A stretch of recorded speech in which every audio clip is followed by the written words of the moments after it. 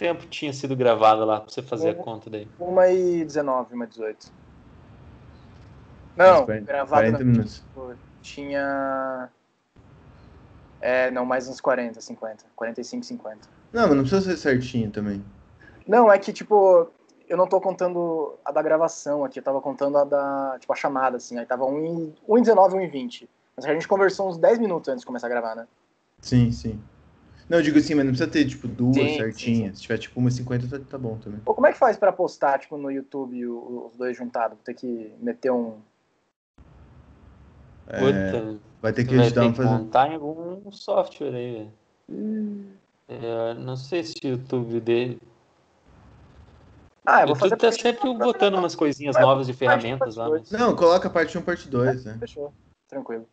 Tá, deixa eu falar já, né? Tipo, o Marcelo pode voltar. Eu ia... Você vai mudar de assunto, não? Eu só queria Não. Vou falar falar, um negócio da natureza. vou falar da natureza. Então... Não, eu acho que o Nosferatu, ele usa uma coisa muito essencial, tipo, da natureza, né?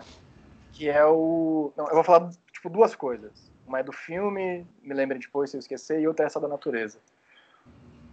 O Nosferatu usa os ciclos do dia, não é? De uma maneira muito clara no decorrer da narrativa. Tipo, coisas ruins até o Nosferatu chegar na cidade, até a praga, tipo, não ter mais uma distinção entre noite e dia, as coisas ruins acontecem de noite. A ameaça, tipo, acontece de noite. O vampiro dorme de dia e o cara um banquete na mesa. Aliás, eu pensei, quem pode comer um pedaço de carne, um bifão no café da manhã? Acabou de acordar, já vai lá pra mesa, cortou um pedação de carne. Os alemães. Mas que é bem exemplificado nesses dois pontos de vista da hospedaria, não é? Quando ele abre a janela de noite, há essa vastidão que causa medo. Quando ele abre a janela durante o dia, é tipo uma paisagem bucólica, tem uma coisa de... A noite traz algo que é ruim. Com a noite chega uma espécie de ameaça que não é exatamente esse o pensamento do Gilberto Pérez no capítulo, mas ele, de certa maneira, ele fala que o Murnau traz a ameaça da noite, que é a ameaça da morte vista na natureza, para o cotidiano do dia, quando a praga de fato chega na cidade. A gente está observando aquela cidade durante o dia, não é? Aquele cara marcando as cruzes nas portas, todo esse imaginário, tipo, todo esse rigor da morte, tipo, visto nos rituais que as pessoas fazem, visto nas pessoas, tipo, fechando as janelas das próprias casas porque a praga tá comendo solta na cidade. Tipo, isso o filme faz uma mescla, uma espécie de simbiose, tipo, dessa ameaça da noite invadindo a calmaria e o cotidiano do dia. Que me traz a outro pensamento que eu quero comentar, que é isso que você comentou, Adriel, lá atrás do fora e dentro de quadro, que é algo que, cara, todo filme de terror que se preza após Nosferatu, tipo, todo filme de terror, ele brinca. Ó, voltou nosso amigo. Não, meu, tá bugado meu Mac aqui. Não, caiu pra todo mundo aqui, caiu inclusive a gravação, a gente vai ter que fazer parte 1 e parte 2. Ah, é? Caiu pra todo mundo? Uhum. Nossa, achei que fosse só o meu. Você derrubou a chamada, na verdade. A chamada. Não, pode enfim, ser. que é esse aspecto de o espaço vazio que a gente pressente fora do quadro. Por exemplo, quando a gente está nessa cena que o Adriel comentou, que o advogado finalmente vê que a morte não é algo que acontece só com os outros, mas que pode acontecer com ele de fato. Quando o vampiro adentra no quarto dele, a gente tem um plano dele abrindo a porta se abre sozinha, na real. Tem um plano dele olhando pro corredor, vai pro corredor e, tipo, tá o Nosferatu lá atrás. Volta para ele e a gente começa a temer o que vai vir depois, não é? O Pérez comenta isso, fala que todo o plano do Murnau tá como se tivesse sob ataque do próximo plano. Toda a imagem, apesar de ser completa, contempla também a sua própria destruição na imagem que vai vir a seguir. E a gente vê depois, e o vampiro não tá mais no fim da imagem, mas esse corredor ele tá vazio e o vampiro vem emergindo das sombras e atravessa esse arco, que a gente nem comentou, mas é algo que o Pérez comenta bastante, né? Essa passagem do arco, que é a passagem da vida, mas que também é a passagem do caixão, se assemelha muito a um caixão. Esse fora de quadro é um espaço vazio que está muito presente no Nosferatu, não é? E eu ia comentar de um plano que o Pérez não comenta, talvez possa ser uma pira minha, mas é um plano que eu gosto muito. Eu acho que até comentei com o Adriel, antes de Gilberto Pérez, antes de Conversa paralela aí. Conversa paralela. Então, assim, eu acho que numa conversa de bar, assim, que eu acho aquele plano, o último plano do advogado na cidade, que é uma visão bem aberta, assim, ele pega o cavalinho dele lá, tem aqueles chalés da cidadezinha, tipo, é um plano muito agradável. Muito agradável. Tem uma árvorezinha moldurando. Cara, é uma moldura perfeita, tudo é perfeito ali. Tudo é perfeito. As casinhas ali, a árvore em primeiro plano, ele no cavalo ali, tipo, é muito agradável essa cidade que ele está deixando para trás. Mas esse plano contempla também o fato de que isso vai se desvanecer na jornada que ele vai travar a seguir. Tipo, não sei se é uma pira minha, porque o Gilberto Pérez não comenta disso especificamente, mas eu sinto, cara, tipo, porque, fica em casa, tá ligado? Você, tipo, vai deixar esse lugar que tá emoldurado nesse plano para trás, esse plano perfeito de uma cidade agradável, de uma coisa bucólica de vila agradável, sabe? Contempla também tipo, isso que essa coisa agradável que ele vai deixar para trás, é o que eu tô tentando dizer. E ele deixa para trás porque ele já tem tudo que ele precisa ali, mas é quase que uma ânsia humana de querer buscar outra coisa, né? Tipo, de mesmo assim você sempre quer buscar outra coisa. E aí, que nem você falou, eu acho que o filme ele sai de um lugar de... Isso o Pérez bate bastante nessa tecla e é muito interessante, um lugar onde a morte e a vida, a divisão é clara, para um segundo momento onde a divisão é difusa. Porque, Sim. tipo, no primeiro momento ele tá na vida, ele tá com a mulher dele e tá tudo muito legal, tá show de bola.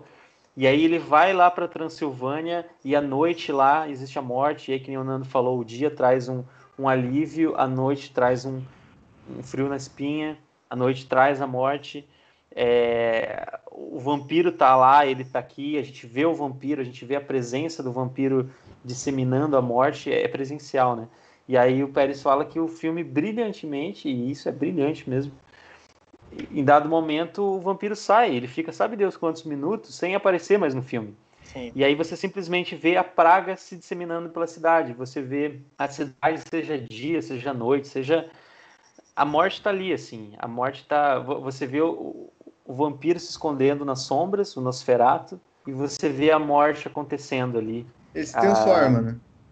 Ele quase que vira a pestilência dele, que era corpórea, vira uma coisa no ar, assim, tipo, a peste está no ar, sabe? Isso. E aí, nesse sentido, se alguém traçar uma metáfora política aí, não vai estar errado também, né? Para daí, no final, ele se corporificar de novo e traçar uma última metáfora ali, né, na relação com a esposa, que daí a esposa... Mas é que nem você falou, né? O político, ele não é o foco principal, né? Porque você consegue traçar uma coisa política de qualquer coisa, né? Mas nesse caso, acho que o alvo de interesse é mais esse existencialismo da morte mesmo, né? Disso que o Adriel falou, tem duas coisas que são interessantes, né? Porque no final, quando ele volta, digamos assim, a se corpórea, não quer dizer que ele não estava sendo, né? Sim. Quer dizer que parece a presença dele é que fica no ar. Oculta. Fica oculta. E isso é muito medonho. Esse é muito medonho. Do Dead Space Between, não é? É muito mais medonho, na real. Muito mais medonho. E porque realmente ele poderia fazer de uma certa forma como se ele se transformasse e se transformasse de volta. Sim. Mas, tipo, imagina se, tipo, num videogame, assim, aparece ele, tipo, jogando um feitiço e sai com a peste. Sim. Seria bem menos medonho. Ou poderia filmar os ataques, simplesmente, né? Sim. Tipo, lá no beco, a moça tá sozinha, a moça se lascou. E também seria menos medonho. Mas tem uma coisa também que daí na linguagem do cinema que ele fala que é bem interessante sobre a montagem, né? Que tem muito a ver com essas sequências aí. Que ele diz que a montagem do Griffith, digamos, a montagem dramática, né? Que daí tem muito a ver com essa montagem paralela, que você tem duas vias que tendem a se unir e uma vai tensionando a outra, assim, né? Mas que elas vão chegando, assim. Uhum. E que no Nosferatu é como se fosse uma linha, que é a linha da morte, e que ela vai se abrindo, e vai tomando conta de tudo. E que ela tende a se fechar. Ela tende cada vez mais a se abrindo, cada vez mais tomando conta, como quase uma metáfora da morte também. Sim. Na própria narrativa. Realizado na textura tipo, do filme, né? Tipo, porque a coisa que é o filme em si. Isso é muito na cidade ficam várias não é nem tramas, né? Ficam várias situações, né? Sim. Dessa abertura da morte, assim, né? E você falando assim, me veio muito o rolê que a gente tá vivendo agora, assim, do corona, né? Tipo, é uma coisa assim que a tendência é aumentar, não é diminuir, né? Tipo assim, você fica, tipo, meio vivendo essa pestilência da morte mesmo. Sim. E é interessante como eles conseguiram se apropriar do cinema, né? Pra fazer isso, né? Claro. Assim, vou pegar usar a montagem paralela como uma metáfora da morte, assim. Sim. Não, tem um detalhe muito interessante que o Murnau faz, tipo, no filme dele, que é, tipo, de fato, a gente não vê do que as pessoas morreram. A gente pode inferir, porque a gente sabe que tem um vampiro ali.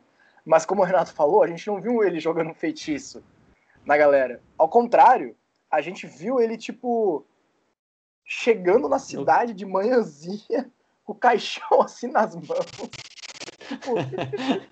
Tipo, e ele se dissolve, assim. Ele chega, tipo, na frente da casa dele, em meio a essa narrativa paralela que o Marcel comentou, em meio ao reencontro do advogado com a esposa, que acontece, tipo, os dois chegam meio que no mesmo lugar, no mesmo, na mesma hora, e ele se dissolve nas paredes do casarão. Ele, tipo... Cara, é um negócio muito louco. Ele entra, ele parece que vira, tipo, mais uma dessas... mais uma coisa da cidade. Tipo... E é doido que o capataz dele que arrumou o espaço, né? O capataz dele arrumei um quarto pra você aqui. Arrumei um quartinho ali. Como se o cara precisasse, né? Mas Sim. É bom esse detalhe, assim, né? Sim.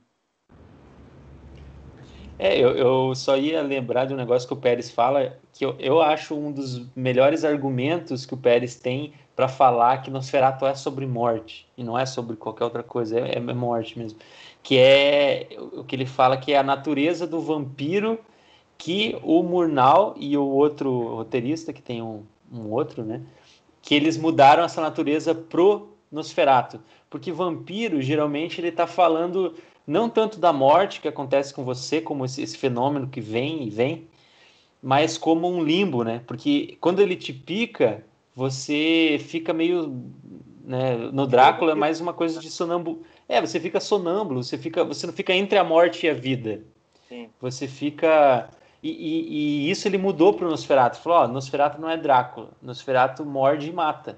E ponto final. E não é essa coisa tipo, eu te mordo, você vira um vampiro e dissemina. Sim. Porque isso seria para você, sei lá, traçar uma metáfora de algum comportamento, alguma questão social que se dissemina e está estragando a sociedade, alguma coisa tosca assim, mas... E não, ele não está falando disso, ele está falando da morte mesmo. Assim, sim. Não, eu acho... Agora, eu só fico pensando que para ele o filme é sobre a morte que existe, ponto final. Porém, eu não cheguei ainda a uma conclusão, mas eu fico pensando que, tipo, nesse filme, cara, a morte foi provocada. O Drácula tava quietinho, o Nosferatu tava quieto no canto dele. E o cara foi encher o saco dele lá. E aí ele viu a mulher e quis vir. Tá certo que ele já viria do mesmo jeito, ele queria uma casa, né, ali. Mas foi um chamado também, né? Foi um chamado. Eu fico pensando até que ponto, assim, o ser humano não foi lá e provocou sabe? E causou isso. A natureza. Não, tem. O filme tem essa coisa aí. Tipo assim, mas é... Mas é o chamado da morte, se você está atendendo só, tipo, é uma coisa meio inevitável. Esse chamado, ele pode ser. Ele iria para a cidade, tipo, de qualquer maneira, mas ele vira um assunto privado entre o vampiro e o advogado quando ele vê o retrato da esposa ali, né? Porque, não, tipo, sim, agora eu tenho uma coisa um pouquinho mais específica para fazer. Ele tem um objetivo, né? Antes ele não tinha. Mas talvez tenha alguma coisa, aí pode ser que eu tô pirando aqui. Tipo assim, agora vou entrar na mente. Deadly Space Between. Agora eu vou matar toda essa charada. Vocês estão... estão tudo errados. Mas vão saber sobre o que é esse filme, que não é sobre morte, nada. Não. Vida. Eu vou unir todos os pensamentos num só e vou resolver tudo. Não, mas é porque eu acho que tem uma coisa assim, que você falou dele ir lá provocar a morte, né? Que são dois tipos de morte, assim. Que uma que é a morte enquanto um fenômeno... Não existe fenômeno natural, não é isso. Mas ela existe e a gente lida com ela de boa, do jeito que tem que lidar, assim. E existe a do Nosferatu, que é essa morte que é uma praga. É pestilência, né? É uma pestilência que acontece de vez em quando na história. Tipo, que é um outro tipo de morte, mas é uma morte também. Sei lá, por exemplo, um vulcão que entra em erupção e destrói uma cidade inteira. É um Nosferatu. Tipo assim, é uma morte. É um fenômeno em massa. É um fenômeno de... E o filme tá falando, óbvio, ele tá falando da morte em si, mas ele se apropria de um tipo de morte, que é essa morte avassaladora, que destrói tudo pela frente, assim, né? Pra falar sobre um extremo do negócio. Mas acho que sim, acho que existem essas duas mortes. Existe a morte que é...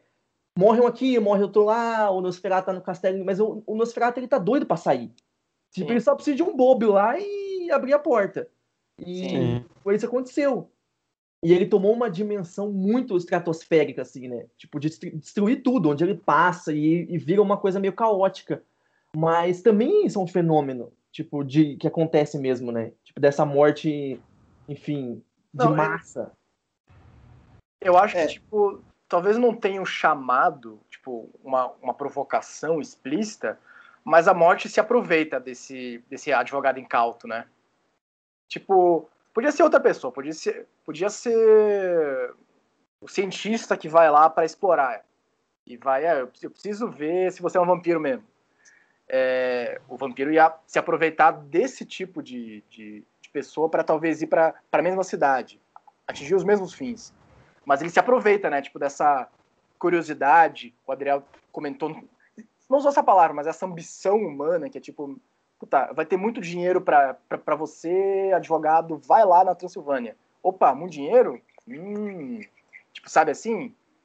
Mas ele é bobão, né? Ele é bobão. Ele é meio Adão, assim, vai lá e come a maçã. E os filmes de terror geralmente tem isso, né? Geralmente ele tem uma pessoa ingênua ou uma pessoa que o filme está querendo taxar como culpada de algum vício que o filme condena, que vai lá e libera o mal, né? Ou por curiosidade, ou por ambição. Ambição, ou por ceticismo, tem muito ceticismo, né? Tipo, eu não acredito nada nisso aqui, e aí brinca com que não deve brincar e libera o demônio. É um perigo. Eu tava vendo aqui meio por cima, assim, tipo... que tem dentro do Heidegger, o homem é um ser que caminha para a morte, né? E aí ele tem que tentar alcançar a melhor potência de ser dele para enfrentar essa morte. Então, de alguma maneira, acaba respondendo um pouco a questão do Adriel, assim, né? Tipo, no sentido do existencialismo do Heidegger, né? Tipo, ele caminha para esse encontro, né? E aí, no caso, quem acaba alcançando o Daizan lá é a mulher, né? Mas que ele não sabe que ele tá indo para isso, né? Sim, mas é como se fosse o destino, né, deles. Pô, se eu tenho com um chefe, que é aquele corretor de imóveis lá, rapaz do céu! Aquele cara é muito louco. Sai fora. Mas, cara, quantas vezes, isso já aconteceu comigo, assim, quantas vezes você já não se viu numa cena de filme de terror e você faz a cagada? Sim. Você faz. É direto. Você tá, tipo assim, eu vou lá ver. E normalmente não é nada, mas você fala, cara, é uma bobeirinha dessa aqui. Tem uma cena de um filme de terror aqui. Tem isso mesmo, assim. Aquele beco escuro, não, eu vou mijar lá naquele beco. Eu vou me falar naquele beco. Aí toma bronca depois. Assim, são esses detalhes. No fim das contas, sorte. Você tem que ter sorte. Não, mas parece que também tem um desejo de você desafiar isso, né? E isso traz uma adrenalina, né? Tipo...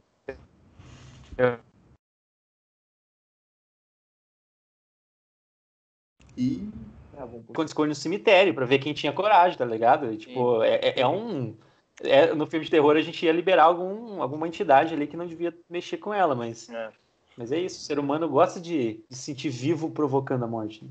E tem bem aquilo que eu não sei quem comentou no início da reunião, que é as várias facetas que os diversos personagens do filme, tipo, encaram a morte, né? Tipo, o advogado é aquele que, não, isso não vai acontecer comigo. Ele é de boa, não, mas ele tem uma coisa assim também que o pessoal da taberna lá, eles já conhecem aquele tipão, assim, né? Sim. Não, primeiro. E dá a impressão que o Nosferatu vai contornar a taberna e os caras vão ficar lá de boa. Aí o Nosferatu vai voltar pro castelo. E os caras estão tipo assim, meu, esses trouxas, os caras estão destruindo tudo. Toda vez indo da cidade aí. O povo da cidade é foda. Porque ela vai... Nossa, quando ele conta, né, na taberna, eu tô indo lá visitar o conde, todo mundo... Eita, porra. Isso tem mesmo. Isso é... Sim. Tô vendo umas fotinhos aqui da Transilvânia, que é uma região na... Romênia? Na Romênia. E cara, é muito louco mesmo, né? É doido que a Europa, esses países, assim, quando a foto é no verão, é bonitinho demais. E quando a foto no inverno, é horrível. Mas essa Transilvânia, assim, dá pra ver que é bonitinho de dia. Escureceu, você sai... Não, lá é a terra do Nosferatu. Não, a imagem fica negativa de noite. Eu não vou nem pra brincar lá. Inclusive, existe o castelo onde a história do Drácula foi baseada, né? E é um castelinho creepy mesmo, em cima de uma montanha rochosa, assim. Nossa. Isso que alguém comentou antes é tipo... que no Drácula, tipo... O Drácula é um livro, tipo, vitoriano, assim, tipo, de um cara que tem todas aquelas ansiedades de uma Inglaterra industrial bem maluca, né? Tipo, segundo o Pérez, são metáforas sexuais, né? Não, tipo, o Drácula é bem medo, tipo, de uma... Medo da sexualidade de uma mulher, de duas em específico. Uma é mais saidinha e outra é mais recatada. E tipo, é um romance epistolar, que não tem um personagem, tipo, definido, e muitos dos personagens são pretendentes da mulher que o Drácula quer pegar. Tipo, mas foram rechaçados por ela em troca de um outro cara que ela quer casar, pura e tudo mais. E tipo, tem esse valor meio vitoriano, assim, tipo, que meu Deus, de uma pureza, de uma castidade, tipo, Kiki no seu... esqueci o termo do Freud. No seu recalcado, tipo, eu tenho medo desse sexo aí. E como o Pérez salienta, tipo, o Drácula, ele mora com 3 mulheres lá naquele castelo lá, que são vampiras como ele. Ele é um vampiro bastante sedutor, a aparência dele é bastante sedutora. Mas eu vi que tem várias coisas que nos filmes de vampiro, tipo, pós-Nosferatu, se devem mais ao filme do Murnau do que ao livro do Drácula, de fato. Mas aquele final lá ainda tem uma coisa sexual forte, né? Cara, eu acho que tipo, aquela última imagem é muito sexual.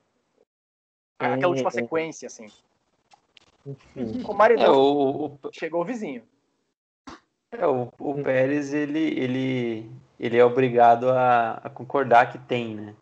Ele acha que ali a questão sexual ela tá a serviço de uma questão maior, né, do filme, que ela não é a grande questão. E de fato, eu acho que não é, porque senão isso seria mais recorrente ao longo do filme, né? E isso é só naquele momento. Mas tem, né? Eu acho que tá os dois sozinhos no quarto, ela tá com um roupão de dormir, tem toda uma pulsão ali, né? Não, aquela imagem dele agachado no pescoço dela, na beira da cama, é uma imagem que assusta muito. Acho que até por essa pulsão sexual. E eu acho que tem uma coisa também que é sexual, assim, que é... Ela tá dentro dele e ele dentro dela, assim, né? Tem uma coisa muito forte nisso. Né? Sabe, assim, tipo, essa coisa meio... Ela tem uma conexão... tipo... ela tem como... Sim. Ela tem uma ligação com o vampiro que ela não tem com o maridão, não. Ela não tem com o marido, por exemplo. E isso é um perigo aí nos dias atuais. Não, mas também essa questão... Mas É que às vezes a questão sexual ela entra sem que você tenha consciência dela, né? Sim. Isso é muito comum também. Tipo, você pode fazer uma obra querendo debater isso, ou você faz um filme que de repente você faz uma cena lá que você acha que condiz com o resto e na real revela um subconsciente sexual evidente. E esse não foi o primeiro plano do filme, né? Sim. Tipo, a primeira coisa da morte, do Dazai mesmo, verdade. Bom, sai um pouco dessa questão aí que vocês estão falando.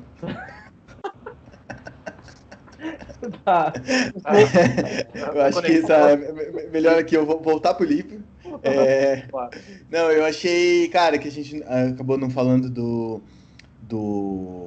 ponto de vista na arte, né? O livro do José Ortega y Gasset, que eu acho muito interessante como ele fala dessa diferença da visão próxima, né? Sim. E da visão distante. De quando você está vendo algo próximo, você borra o fundo, né? Como numa fotografia, né? Com uma lente tele, sei lá. E quando você tem essa visão distante, você tem ar entre a câmera, né? O olho e o objeto. Então você tem esse espaço que gera uma espécie de miragem, assim, né? E daí, como isso na história da arte, tipo o Giotto lá, os pintores italianos, eles faziam tudo como se fosse uma visão próxima, e aí os impressionistas já foram para o outro lado de pintar esse ar, assim, que existia, né? E faziam as coisas mais borradas, tal, com os traços, e de tentar representar esse espaço vazio. E aí o cinema também tá sujeito a essas propriedades, né? E aí, de alguma maneira, enfim, ele cita vários, né? Tipo, desde o Stromheim, Eisenstein, o próprio Bergman, eram cineastas que, segundo ele, estavam a favor do sólido, de um cinema corpóreo individual. Sim. E aí já o Murnau, como o Buster Keaton e os cineastas que ele está mais interessado, né? Estão em busca desse vazio, né? Desse cinema do ar fino, da passagem, do transitório, que é o Dead Space Between, né? Então, é bem interessante essa parte, como ele pega um conceito das artes, né, do José Ortega Gasset e passa para o cinema, né? Tipo assim, não, esse aqui se aplica no cinema, né? E esse aqui se aplica especialmente nesses cineastas que eu estou interessado, que representam melhor o Material Ghost. Então, não sei, achei bem interessante essa parte. Isso é muito foda, né? Porque no cinema isso diz respeito... Claro, as melhores e melhores cineastas conseguem fazer disso um projeto de cinema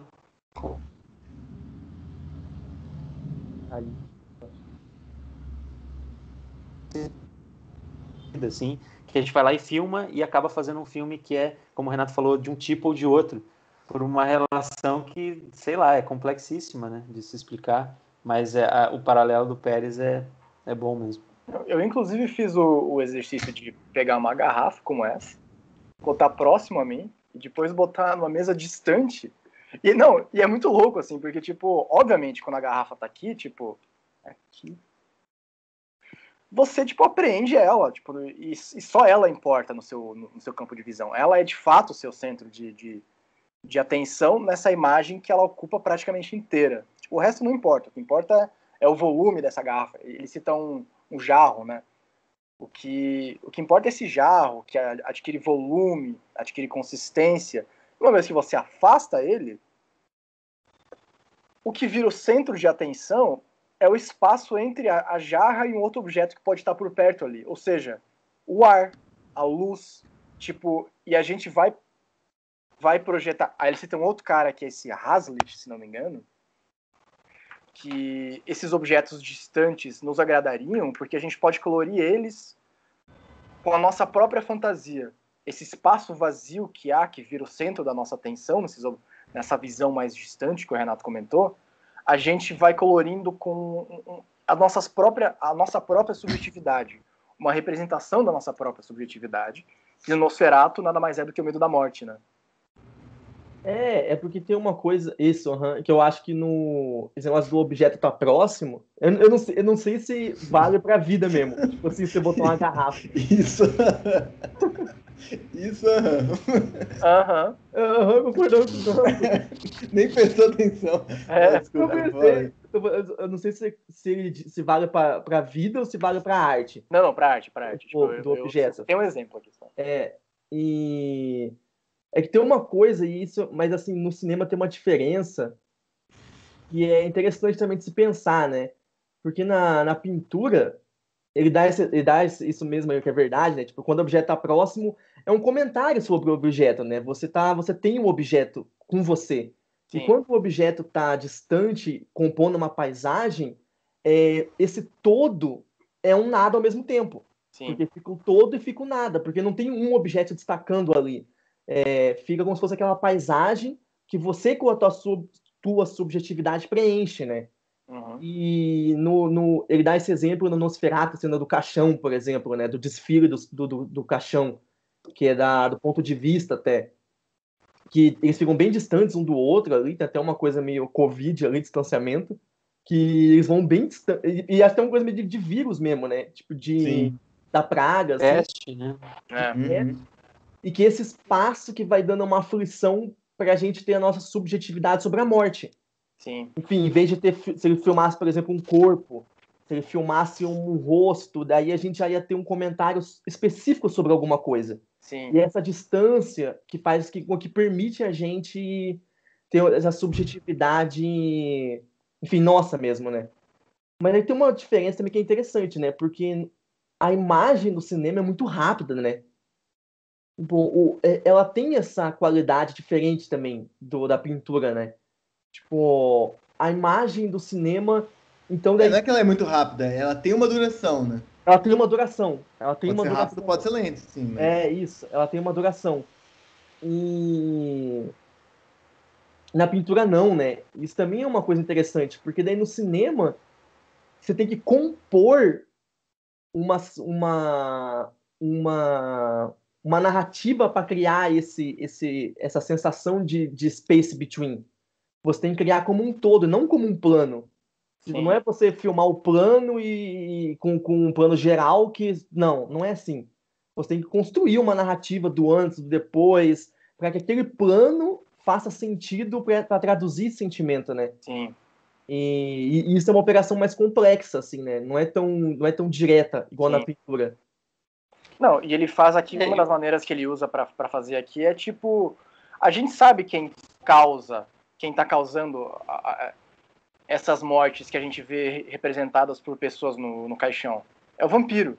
Mas onde está o vampiro nesse amplo espaço que a gente vê moldurado pelo quadro? Tipo, onde ele está? Ele não está em nenhum lugar, ele está desaparecido. Sim. E, tipo, isso causa uma espécie de um vazio que, segundo uma frase dele aqui, tipo, é uma presença que sente no ar, mas não tá representada de maneira física ali.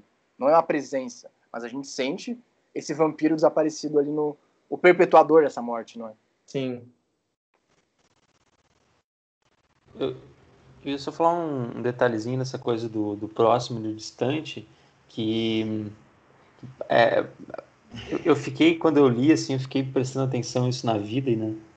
no cinema, parece que quando está próximo você se relaciona com o volume e com a presença, e quando está longe você se relaciona com o desenho da coisa. E isso é muita diferença, na real. Tipo, é uma diferença de natureza com a qual você enxerga as coisas, e que a arte, se utilizar disso, é um poder muito grande, assim, sabe? Se eu olhar aqui do lado, essa carteira, assim, ela tem um volume, ela tem uma presença para mim. E se eu olhar aquela árvore lá longe pela janela, ela é um desenho apenas, ela não é uma presença. Isso é uma diferenciação ontológica, assim, muito foda. E o foda. artista ter essa consciência dessa questão, assim, às vezes não tão consciente, mas ele ter uma... Sabe como que ele utiliza disso, né? Que acho que tá o X da questão, né?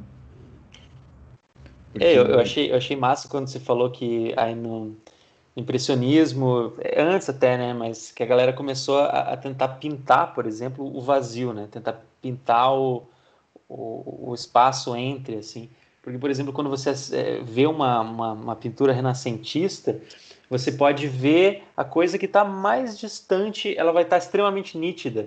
Sim. E se você vê uma pintura ali, né, do Rococó para cá, eles já começam a pintar essa névoa natural da vida, sim, sabe? Não precisa ter uma névoa, mas que, sei lá, a igrejinha que está lá atrás, ela está difusa, ela está mais azulada, ela está... Ou seja, você está pintando mais o ambiente do que a própria igreja, sabe? Sim, isso na verdade também vem de questões óticas do nosso olho e de questões físicas, biológicas do meio ambiente, né? Então é o ar que, enfim, quando você vê tem uma distância, ele vai refratar cores diferentes, porque na verdade as coisas não têm cores, né? Quer dizer, elas têm cores, mas que são refletidas de acordo com a luz que elas estão submetidas, né? Dependendo da luz, vai ter o seu olho vai receber com uma cor diferente. Sim, sim. Só a título de curiosidade, rapidinho, eu estava lendo um outro teórico lá de arte, e para ele não é o impressionismo que inventou a modernidade. Porque o impressionismo, a galera encarou ele como sendo uma coisa muito radical no começo, porém ele se revelou simplesmente mais uma maneira de expressar a realidade da maneira mais como o olho vê, assim, da maneira mais natural, assim, e que depois a galera percebeu, não, de fato, não há nada no impressionismo que não seja do olho humano. Uhum. Não há nada no impressionismo que não seja... Sim. Né? Uma ruptura. Sim. Não é uma ruptura. A galera viu como ruptura no começo porque a técnica era diferente. Só que essa técnica deixou as imagens mais reais. E de fato, nenhum pintor pinta uma árvore mais realista, de uma maneira mais realista do que um impressionista. E daí para ele, realmente o fundador do modernismo é o outro lá. Esqueci, já lembro o nome. Essa história aí pra não lembrar. Tem que dar o Google, o famoso Google.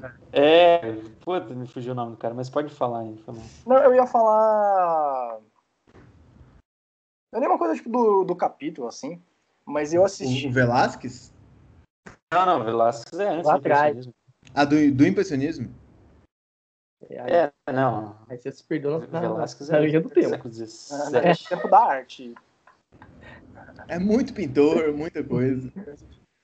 Não, eu ia falar que, tipo, nem tanto para essa reunião, mas para a primeira, que quando a gente leu o livro pela primeira vez no ano passado, eu assisti antes de ver o Nosferatu do Murnau, eu vi o do Herzog, que eu queria ver.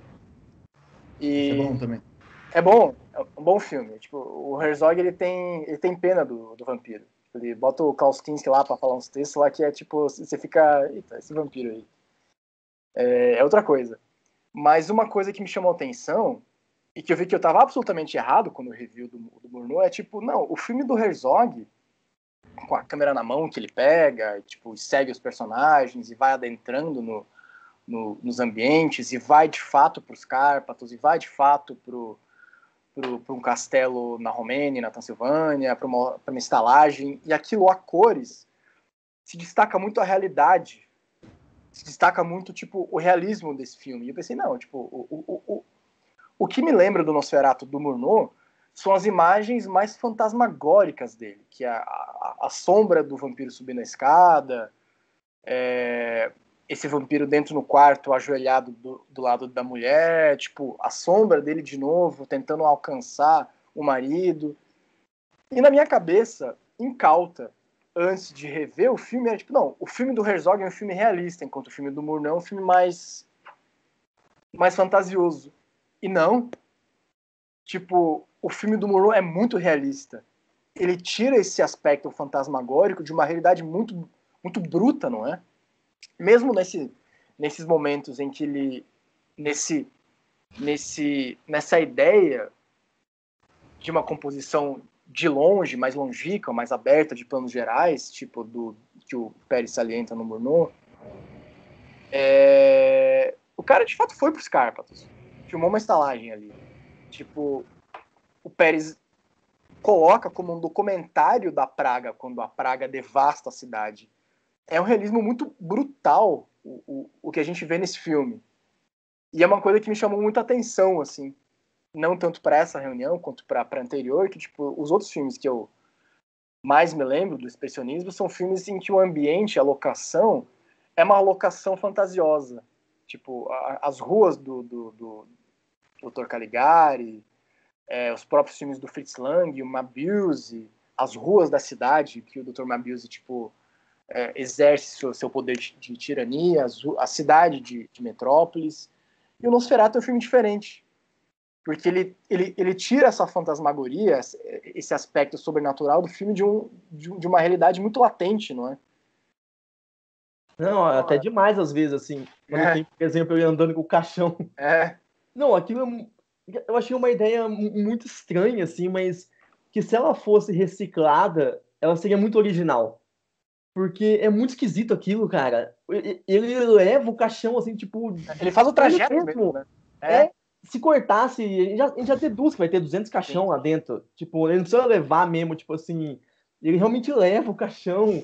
É uma imagem, né? Ele quis produzir uma imagem. É uma imagem muito boa.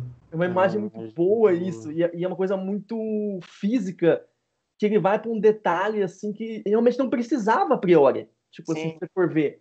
Ele vai para um, tipo assim, tá, o Nosferatu, ele precisa ele mesmo carregar o caixão, ele é um bicho meio da morte, assim, ele não precisa dessas coisas, assim. Pô, vai ter caixão em tudo quanto é lugar que ele for.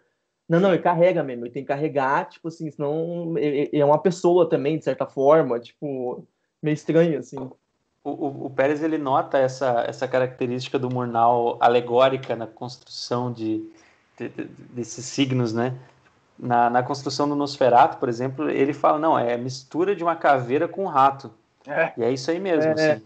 Ao contrário do que o Nando falou, que o Drácula é um cara sedutor, assim, que tem uma presença, o Nosferatu, ele é a pura metáfora, assim, né? Ele tá falando... E eu vi no Trivia do IMDB desse filme aí que, tipo, o Murnau falou pra não botar muita maquiagem no vampiro, não, que ele já era muito feio. São detalhes que vão enriquecendo. Que vão enriquecendo aqui a nossa discussão. Mas eu comentei também da última vez que a única coisa que eu achei, não é nem esquisito, mas que me chamou muita atenção no filme e não diz muito no capítulo, é o barco. Achei a sequência do barco muito doida. Sim. Muito forte, ele vai matando o povo dentro do barco e, enfim.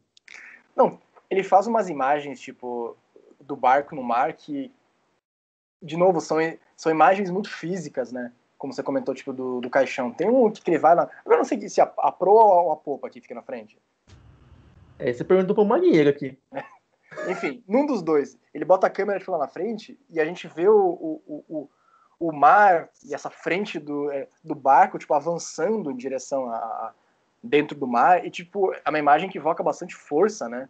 Sim. Bastante, pô, esse navio fantasma, tipo, impetuosamente indo em direção a essa pequena cidade. O que esse navio tá levando? Tem outro que ele faz meio que um traveling em direção ao navio. O navio entra, passa. E, tipo, são imagens muito poderosas, né? Tipo, é muito poder que me passa essa sequência do barco, do navio. O Murnau filmava imagens poderosas, né? O cara O Tabu lá, acho que todo mundo viu o Tabu aqui, né? Esse filme é só imagem muito foda. É o Aurora, né? Sim.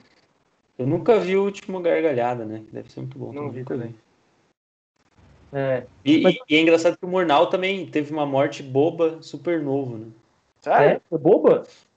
Ele morreu com 42 anos. Ele morreu logo, ele não viu o Tabu ficar pronto. Mas Ele tinha quase 42, 41. Ele tava em Beverly Hills, em alguma coisa, e bateu o carro dele e morreu. Putz! Ele morreu novíssimo, porque o cara. Assim, Ele poderia ter sido um dos. Ele já fez muitas obras-primas, né? Mas o cara morreu com 40 e pouquinhos anos. Imagine quanto filme ele faria ainda. Naquela época os automóveis eram um perigo. Era um perigo. Mais um gênio que vai ser. Que nos deixou. Que nos deixou. Que vai ser. Os heróis morrem jovem. Morre jovem. Ai.